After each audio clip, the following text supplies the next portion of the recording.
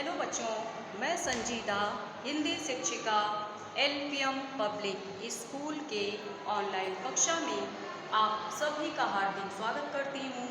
प्यारे बच्चों, ईश्वर करे आप स्वस्थ रहें, प्रसन्न रहें, मुस्कुराते रहें, आपका दिन शुभ हो। तो चलिए आज की कक्षा आरंभ करते हैं। देखिए बच्चों, आज हम सब अपनी पाठ्य पुस्तक कक्षा 9 के हिंदी व्याकरण के प्रकरण है अपठित गद्यांश, इसके बारे में अध्ययन करेंगे कि ये अपठित गद्यांश होता क्या है। ठीक है, तो चलिए शुरू करते हैं। देखिए, ये जो अपठित गद्यांश और पद्यांश होता है, इसका हमें विवेचन करना होता है। ये हमारी जो IQ लेवल है, IQ लेवल का हिंदी होता है बुद्धि लब्धि, इसको जज करते हैं। ठीक है बच्चों, ये अपठित गद्यांश इसलिए होता है कि इसके बारे में न पहले हमने कभी पढ़ा होता है न सुना होता है, तो इसको पढ़कर इसके उत्तर हमें इसी में से देने होते हैं। ये समझ पर आधारित होता है कि हमारे दिमाग में क्या कुछ समझ आ रहा है। इस अपठित गद्यांश को पढ़कर हम कितना समझ पा रहे हैं, ये हमारी समझ के ऊपर आधारित होता है। तो इसके लिए हमें डरना नहीं है, ठीक है, अच्छे से समझना है। आज मैं अपठित गद्यांश या पद्यांश को आपको समझाने के कुछ तरीके बताऊंगी कि इसको हम लोग कैसे कर सकते हैं। ठीक है, तो चलिए शुरू करते हैं। अपठित गद्यांश, इसको हम बोध शक्ति भी कहते हैं और इंग्लिश में कम्प्रीहेंशन, आप सभी जानते होंगे। तो बोध शक्ति, अपठित गद्यांश को हम लोग बोध शक्ति भी बोलते हैं। अगर बोध आ जाए तो आप समझ जाएंगे कि यही है। ठीक है, बोध का क्या अर्थ होता है?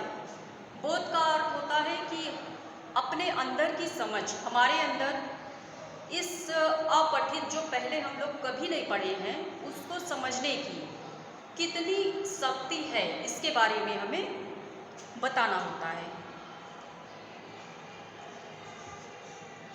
तो इसके लिए हमें डरना नहीं है। इसमें कुछ पैराग्राफ दिए होते हैं, उसको हम अवतरण भी बोलते हैं और गद्यांश भी बोलते हैं।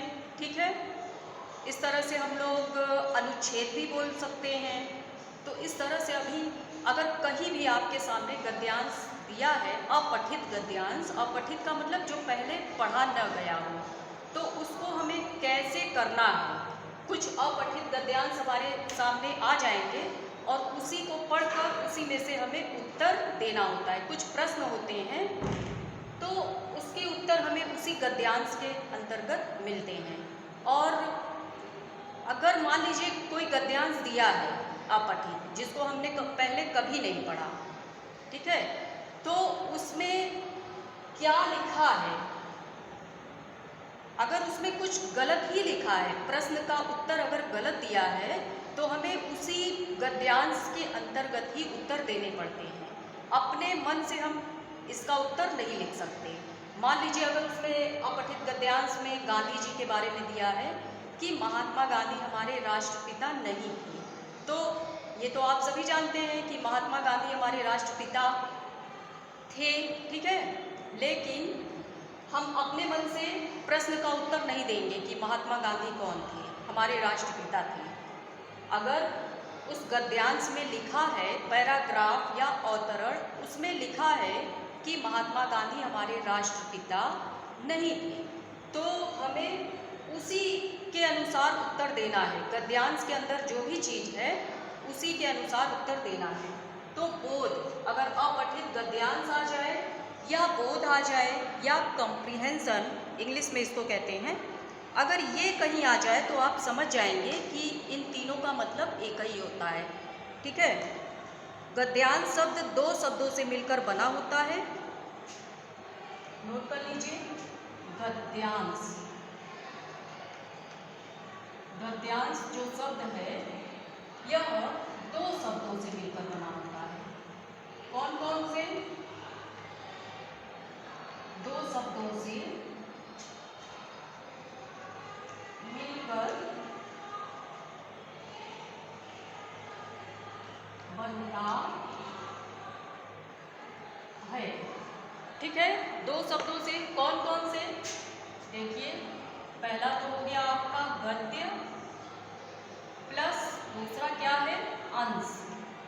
गद्य प्लस अंश मिलकर क्या बना, गद्यांश। अब गद्य किसको कहते हैं, गद्य के अंतर्गत आपके बहुत सारे कहानी आ जाते हैं, और जैसे मान लीजिए कोई कहानी है, अनुच्छेद है, कोई भी पैराग्राफ, कोई भी अवतरण अगर इस तरह से आए तो आप समझ जाएंगे कि ये जो गद्यांश है, बोध शक्ति है, इसके अंतर्गत यही आते हैं। तो गद्य का मतलब कहानी, पैराग्राफ, अवतरण कुछ भी आ जाए उसका मतलब होगा गद्य। ठीक है, और अंश का मतलब होता है जैसे किसी कहानी को हम लिख रहे हैं और उस कहानी को हम पूरी न लिखकर उसके केवल एक अंश को, एक खंड को लिखते हैं, तो वही हमारा अंश कहलाता है। ठीक है, तो गद्य प्लस अंश से मिलकर बना गद्यांश। गद्य का अर्थ लिख सकते हैं आप कहानी, और अंश का क्या अर्थ है, अंश का अर्थ हो गया कहानी का एक भाग, कहानी का एक भाग या एक अंश, एक खंड, कुछ भी आप कह सकते हैं, उसका वर्णन इसमें किया जाता है। ठीक है, तो ऐसे जो अंश आते हैं, मान लीजिए कोई कहानी का थोड़ा सा अंश दे दिया है, भाग, ठीक है, तो उस कहानी को जब हम पढ़ेंगे तो वो जो कहानी का जो अंश है उसके अंदर कौन सी महत्वपूर्ण बातें छिपी हुई हैं, हमें उस चीज़ को पकड़ना होता है और उसी आधार पर हमें उत्तर भी देना होता है। अंश के अंतर्गत विषय क्या है, उस मूल विषय को समझना होता है। मूल विषय से तात्पर्य क्या है, वो जो हमें सिखाना चाहते हैं, मतलब कौन, उस कहानी का जो अंश है वो हमें क्या सिखाना चाहता है, इस चीज़ को हमें पकड़ना होता है। तो जब भी हम अपठित गद्यांश पढ़ेंगे, अपठित का मतलब पहले पढ़ा हुआ न हो, ठीक है, तो उसको हम पढ़ेंगे और उसी में से जो प्रश्न आए हुए हैं उनके उत्तर हमें उसी में से देने होते हैं। तो इतना आप सबके समझ में आ गया होगा। चलिए अब हम कुछ नियम समझते हैं कि अपठित गद्यांश को करने के क्या नियम होते हैं। पहले तो अपठित गद्यांश की परिभाषा क्या होगी, पहले से न पढ़ा गया गद्य का अंश अपठित गद्यांश कहलाता है। ठीक है, अपठित मतलब, पठित मतलब पढ़ा हुआ, जो कि आपके पाठ्यक्रम में होता है पढ़ा हुआ। अपठित मतलब जो हम पहले कभी नहीं पढ़े, उस चीज़ को पढ़कर उत्तर देना होता है। सॉरी। तो अपठित का अर्थ हुआ जो पहले से न पढ़ा गया हो, और गद्यांश का अर्थ होता है गद्य का अंश। ठीक है, अब चलिए इसमें कौन कौन सी बातें, अपठित गद्यांश को करते समय हमें कौन कौन सी बातों पर ध्यान देना चाहिए, इस चीज़ को हम लोग समझते हैं। देखिए बच्चों, जब भी हम लोग गद्यांश को पढ़ेंगे तो गद्यांश का स्तर, विचार, भाषा शैली,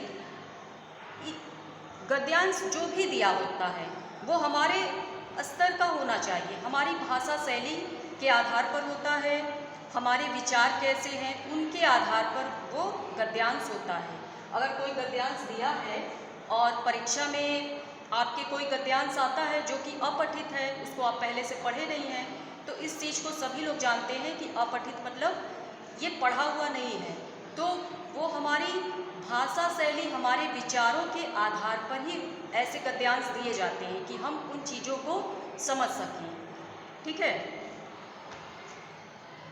अभी तक जो हम लोगों ने सीखा, बचपन से लेकर आज तक हम लोगों ने जो भी पढ़ा, तो उसी समझ के ऊपर वो आधारित होते हैं, ताकि उस अपठित गद्यांश को पढ़कर हम कुछ अपने अंदर समझ विकसित कर सकते हैं कि इस गद्यांश में किसके बारे में बताया गया है।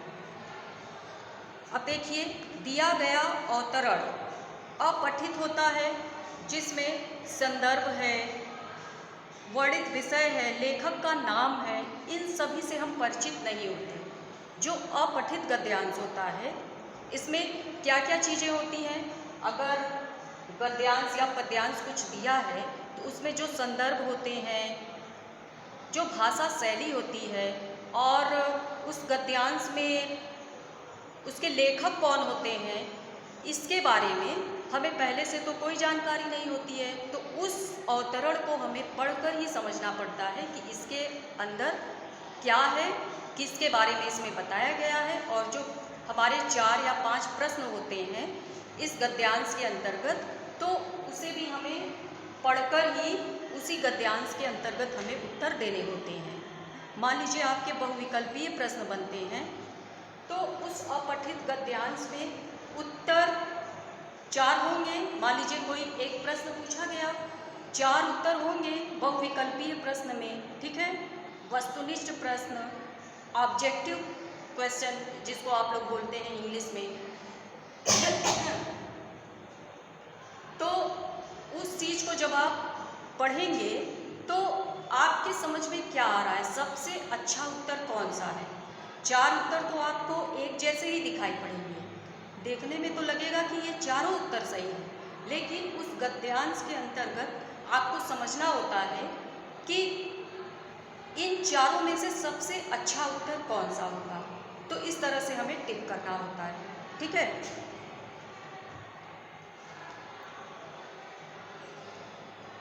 और एक चीज़, इस अवतरण को हम करेंगे कैसे। अगर आपके पास परीक्षा में मान लीजिए प्रश्न में गद्यांश या पद्यांश आया और आपके पास समय नहीं है, तो समय नहीं है तो आप क्या करेंगे, पहले आप जो नीचे अपठित गद्यांश या पद्यांश के नीचे जो प्रश्न दिए हुए हैं पहले आप उसको पढ़ लेंगे।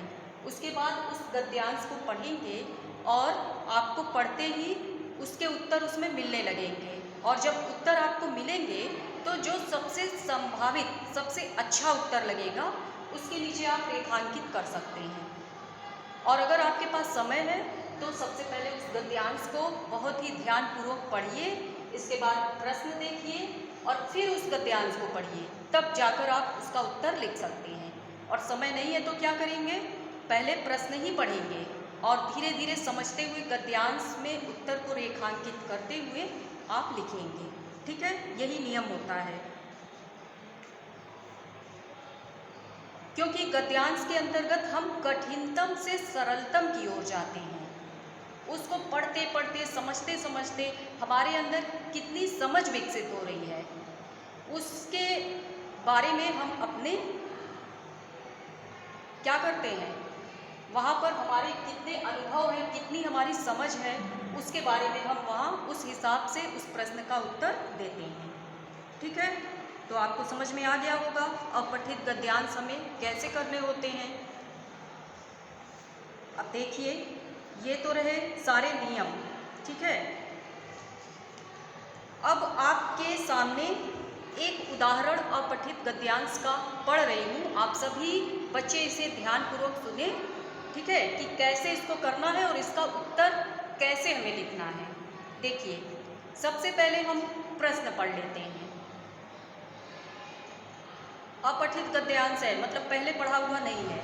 देखिए, प्रश्न नंबर 1 दिया है, मन के भावों के आदान प्रदान के लिए, आपकी पुस्तक में दिया हुआ है, मन के भावों के आदान प्रदान के लिए मनुष्य को कौन सा वरदान प्राप्त है, पशु पक्षी अपने भाव प्रकट कैसे करते हैं। तो इस प्रश्न को आपने पढ़ा, ठीक है। दूसरा प्रश्न भी पढ़ लीजिए, भाषा के 2 रूप कौन कौन से हैं। तीसरा प्रश्न, मातृभाषा की क्या विशेषता होती है, ठीक है। और चौथा प्रश्न है, आप अभ्यास द्वारा सीखी गई भाषा को क्या कहते हैं, ठीक है। यह मातृभाषा से किस प्रकार भिन्न है, प्रत्येक राष्ट्र को अपनी भाषा के प्रयोग के संबंध में सावधान क्यों रहना चाहिए। और लास्ट में दिया है उपर्युक्त गद्यांश का उचित शीर्षक। तो इस गद्यांश को अब हम लोग पढ़ना शुरू करते हैं और देखते हैं कि इसमें उत्तर कहाँ कहाँ मिल रहे हैं। देखिए, मन के भावों के गद्यांश है, ध्यान से सुनिएगा। आप सभी के पास पुस्तक होगी, ठीक है। उसमें आप लोग देखते रहिए। मन के भावों के आदान प्रदान के लिए केवल मनुष्य को ही वाणी का वरदान प्राप्त है। ठीक है, पहले इसको पढ़ लेते हैं हम लोग। पशु पक्षी अपने भावों को शारीरिक मुद्राओं और अन्य संकेतों द्वारा प्रकट करते हैं। वाणी के अनेक रूप हैं। देखिए, प्रश्न के उत्तर आपको मिल रहे हैं इसमें ही। जो पहला प्रश्न दिया है उसके उत्तर आपको पहली लाइन में ही मिलेंगे। क्या दिया है, इस उत्तर को आप लिख सकते हैं। मन के भावों के आदान प्रदान के लिए मनुष्य को वाणी का वरदान प्राप्त है। इसको आप रेखांकित कर लीजिए। ठीक है, पशु पक्षी अपने भाव शारीरिक मुद्राओं और अन्य संकेतों द्वारा करते हैं। तो इसको आप रेखांकित कीजिए। पहले प्रश्न का उत्तर आपको यहीं पर मिल गया। अब दूसरे प्रश्न के आधार पर चलिए, क्या है? वाणी के अनेक रूप हैं जो भाषा या बोली कहलाते हैं। संसार में इस समय भाषा और बोली के 3000 से भी अधिक रूप प्रचलित हैं। तो इसमें क्या दिया है? भाषा के 2 रूप कौन कौन से हैं? तो 2 रूप जो दिए हैं इनको आप पढ़िए, इसमें आपको उत्तर मिलेंगे। देखिए, प्रायः सभी स्वतंत्र देशों की अपनी अपनी भाषाएं हैं। उनके साथ स्थानीय बोलियां भी हैं जो भाषा का ही प्रादेशिक रूप है। सबसे अधिक सुगम, सरल और स्वाभाविक भाषा मातृभाषा कहलाती है। मातृभाषा, ठीक है, यह बालक को उसके परिवार से संस्कार के रूप में मिलती है। अन्य भाषाएं अर्जित भाषाएं होती हैं जो अभ्यास द्वारा सीखी जाती हैं। तो इसमें देखिए, भाषा के 2 कौन कौन से रूप हैं, इनके बारे में देखिए। इस लाइन में बताया गया है कि भाषा के 2 रूप जो हैं वो है मातृभाषा और राष्ट्रभाषा। मातृभाषा मतलब जो बच्चा अपने परिवार में सीखता है। तो इस चीज़ को तो हम जानते हैं, लेकिन इस गद्यांश में क्या दिया है हमें उसी के आधार पर ही उत्तर देना है। अगर इसमें कुछ गलत दिया है तो हमें वही उत्तर देना है। ये नहीं कि मातृभाषा के बारे में हमें पता है और हम उसी को लिख दें, ऐसा नहीं करना है। गद्यांश में अगर कुछ गलत है तो उसको भी लिखना है, हमें गद्यांश के आधार पर ही उत्तर देना है। मातृभाषा की क्या विशेषता होती है? अब देखिए, इसका उत्तर आपको कहाँ मिलेगा? अपनी मातृभाषा द्वारा जितनी सहजता से भाव व्यक्त किए जा सकते हैं वैसी सहज सामर्थ्य किसी अन्य अर्जित भाषा में नहीं होती। विदेशी शासक जब किसी देश को जीतकर अपने शासन में लेते हैं तब वे सबसे पहले विजित देश की भाषा के स्थान पर अपनी भाषा को शासन की भाषा बनाते हैं। और क्या है? भाषा के माध्यम से विदेशी शासक अपनी सभ्यता और संस्कृति की छाप विजित देश पर छोड़ते हैं। इसलिए प्रत्येक राष्ट्र को अपनी भाषा के प्रयोग के संबंध में सावधान रहना चाहिए। राष्ट्र की एकता और पारस्परिक सौहार्द को अक्षुण्ण बनाए रखने के लिए राष्ट्रभाषा की आवश्यकता में किसी को संदेह नहीं है। ठीक है, तो तीसरे प्रश्न का उत्तर इसमें दिया है, आप लिख सकते हैं। मातृभाषा की क्या विशेषता होती है? देखिए, इसको आप लिखेंगे कि मातृभाषा सबसे अधिक सुगम, सरल और स्वाभाविक होती है। देखिए, इस अवतरण में दिया हुआ है, इसको आप लिखेंगे। यह बालक को उसके परिवार के संस्कार के रूप में मिलती है। मातृभाषा जो होती है, इसका उत्तर आपको इसी में मिलेगा गद्यांश में, और ये दिया हुआ है, इसको आप अच्छे से पढ़ लीजिएगा। तो मातृभाषा हमें कैसे मिलती है? अपने परिवार से ही संस्कार के रूप में मिलती है। और चौथा प्रश्न है, अभ्यास द्वारा सीखी गई भाषा को क्या कहते हैं? यह मातृभाषा से किस प्रकार भिन्न है? तो इसका उत्तर आप लिख सकते हैं, अभ्यास द्वारा सीखी गई भाषा को अर्जित भाषा कहते हैं। देखिए, इस पैराग्राफ में दिया हुआ है। पैराग्राफ, अवतरण, गद्यांश सभी एक ही चीज़ है। ठीक है, आप लिख सकते हैं, अभ्यास द्वारा सीखी गई भाषा को अर्जित भाषा कहते हैं। अभ्यास द्वारा सीखी गई भाषा को अर्जित भाषा कहते हैं। मातृभाषा को व्यक्ति स्वाभाविक रूप से अनायास ही सीख जाता है, जबकि अर्जित भाषा अभ्यास पूर्वक सीखनी पड़ती है। अर्जित भाषा जो हम सीखते हैं, जो अर्जित की जाती है, और पांचवा प्रश्न क्या है? प्रत्येक राष्ट्र को अपनी भाषा के प्रयोग के संबंध में सावधान क्यों रहना चाहिए? तो नीचे देखिए, नीचे वाली लाइन में इसके उत्तर दिए हैं। प्रत्येक राष्ट्र को अपनी भाषा के प्रयोग के संबंध में सावधान रहने की आवश्यकता है, क्योंकि राष्ट्र की एकता और पारस्परिक सौहार्द को सुदृढ़ करने में राष्ट्रभाषा का बड़ा योगदान होता है। और अंतिम प्रश्न आपका है, गद्यांश का उचित शीर्षक क्या है? तो ये जो अपठित गद्यांश है, इसको पढ़ने के बाद आपको शीर्षक बताना है। आपकी समझ में क्या आया, आपके दिमाग में कितना समझ आया? बोध का मतलब, बोध शक्ति का मतलब कि हमारे अंदर समझने की कितनी शक्ति है। इस गद्यांश को जब हम पढ़ेंगे तो हमें क्या समझ में आया, इसका उचित शीर्षक क्या होना चाहिए। तो इसको पढ़ने के बाद हमें ये पता चला कि हमारा जो शीर्षक है वो होना चाहिए भाषा के दो रूप, क्योंकि एक तो हम लोग मातृभाषा अपने परिवार से सीखते हैं और दूसरी अर्जित की हुई भाषा जो हमारी राष्ट्रभाषा होती है। राष्ट्रभाषा मतलब जो अधिकतर हमारे देश में जो भाषाएं अधिकतर बोली जाती हैं उन्हें राष्ट्रभाषा कहते हैं। जैसे हिंदी हमारे भारत देश में अधिकतर लोगों के द्वारा बोली जाती है, इसलिए हिंदी हमारी राष्ट्रभाषा है। और राजभाषा क्या है?